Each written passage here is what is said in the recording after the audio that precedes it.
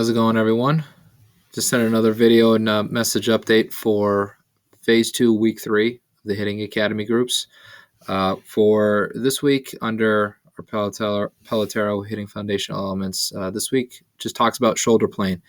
And just wanted to show a couple things to put into consideration and to look at. Just a review first within our overview. It talks about the plane of the baseball swing. I'll even go ahead and be a little more particular. The plane of the barrel of the bat is mentioned here that is created by the angle of the shoulders. And as you read on further, it categorizes something that can contribute towards your identity as a hitter. And might be something that you kind of may need to go down into and understand yourself about. What I mean by that, really, what I'm trying to say is it's not a bad idea to consider this as part of your practice to understand what your natural tendencies are and where your misses may occur. Some swings in this category, or in this lesson, if you will, and a lot of swings in general, may be categorized as a path where you take an uphill swing towards the ball or a downhill swing towards the ball. And that's all relative to the shoulders and how far the back shoulder gets below the front shoulder when you're creating rotation and getting into your swing. Both cues can create value and or compromise. And when practicing, and I'm going to show you a couple examples on how you can practice it in your tee work and in your front flips, it goes towards that skill of paying attention to a couple of things that can help with your natural tendencies, help with your natural misses, and give yourself those self-doctoring, self-correcting cues that help you get in the right spot where you need to be. Before I show you some video here, figuring out where your normal is on the tee work, that's the first thing that I'll show you with the visual, but then really understanding the purpose of flips and how you can do it the right way. For example, with a round of flips that some, or if not a lot of your coaches have been talking about, say like example, an emphasis of going the opposite way or an emphasis of going up the middle, because putting yourself in positions to drive the ball up the middle or the other way can actually put you in a more adjustable position to pull the ball effectively, giving yourself some variability, asking the person flipping to vary speeds, and I'll even go ahead and add locations on each round in order for you to figure out how that you're missing. It allows you to pay attention to the right things and allows you to pay attention to those things that allow you to create solid contact with those varying speeds and those varying locations. And having a recognition of how your shoulders operate just in those different swings can just be one of the pieces of the puzzle that can help you. I'm going to refer to the slideshow. I've kind of just been adding on to it. It seems like a good thing that I've been using to just help make my points here. I'll move me down in the corner. Let's just start with what we ended with last week, and just to put into context. And every single video that I'm going to show you here is going to have some context. Here's Jose Ramirez hitting a pitch in a particular count that I don't remember, but it's a pitch relatively down the middle, and he takes it to the right side for a base hit past the second baseman. One point to mention, in this swing and a lot of other swings that you're going to see, there is going to be the back shoulder below the front shoulder. A couple things to pay attention to just within your practice and in these further videos is that it's all relative. It's relative to the height of the ball, or maybe the height of the tee, and how deep or how far below the back shoulder is from the front shoulder. Just starting off with the tee. don't mind the imagery. I literally just took it out over there. This is my kids' toys. But how you put the ball on the tee could be a first place to start. And I have these 3 gray bars that kind of indicate targets of where your barrel can be approaching contact. And your shoulder plane can have a big part of that. So when, for example, players who miss underneath the ball a lot, we may be given an instruction to where you want to swing downhill. Let the shoulders help become part of where you're aiming for the baseball, I guess might be my suggestion, or at least something to consider. You may need to think more downhill in order to do that, and that is okay. But if you are missing below the baseball and then swinging downhill is a way to correct it, it could also be a way to not correct that, because we could just still be aiming for a wrong part of the baseball. having that middle emphasis or on top of the ball emphasis relative to what your natural tendency is when your shoulders are creating your swing is something to put into consideration. Aiming for a particular part of the ball can be something that can click a little easier. It could be something that could be more of a self-correcting cue for yourself.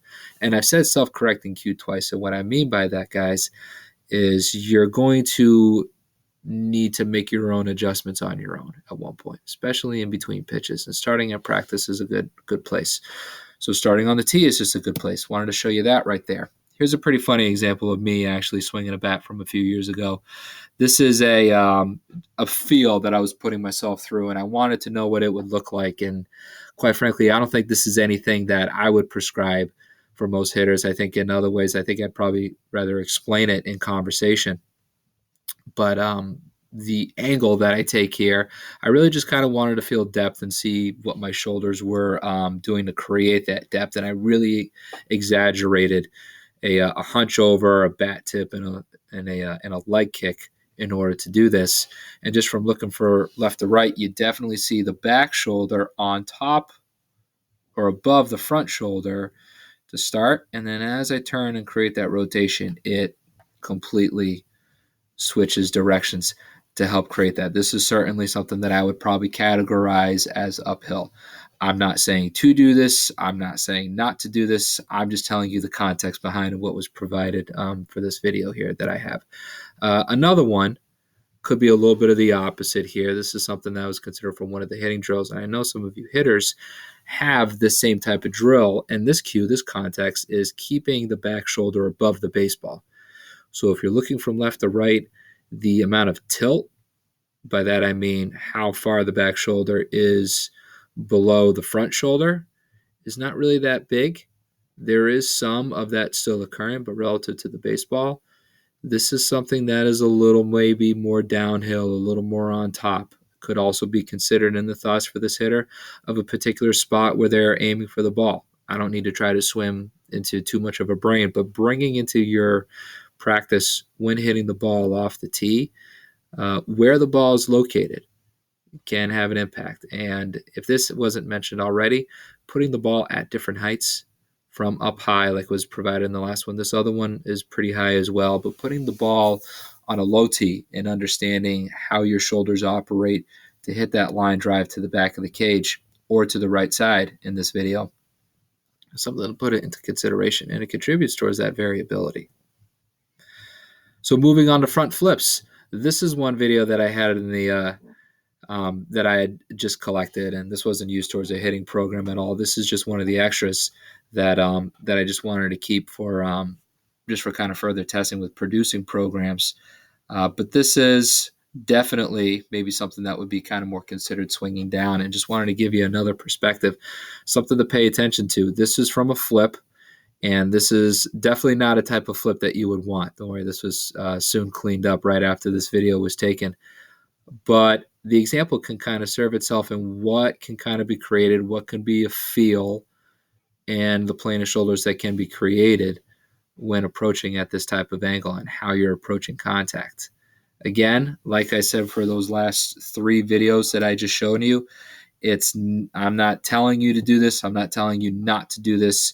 It just kind of further contributes, going all the way back to our first video, of finding your ranges and discovering how your body moves, because the position that your shoulders go through and pass through in this hitting motion is just something to put into consideration. And it is one piece. I know for a lot of hitters, it could be a huge drive to creating depth and to helping you turn the barrel as best as you possibly can, even going back to something that was mentioned last week. It's something that can have a big part, and for some of us, it may not be something that's on our radar yet. And I kind of wanted to show this video and provide just those examples to help put it on our radar if we want to go ahead and use it. And just like what I was mentioned from the packet or the just the write-up and the purpose, I'll even go back to it as we're just wrapping this part up. Paying attention to those type of things from your tee work and your flips can make a good contribution in your progressions and things to pay attention to and things that you want to use to help you get right. So that's all that I have for this week. If you have any questions in regards for your programs, please feel free to reach out. Like what I mentioned last week, you have access to them. They're on the line. So if you need help, just let me know. All right. Thanks, guys.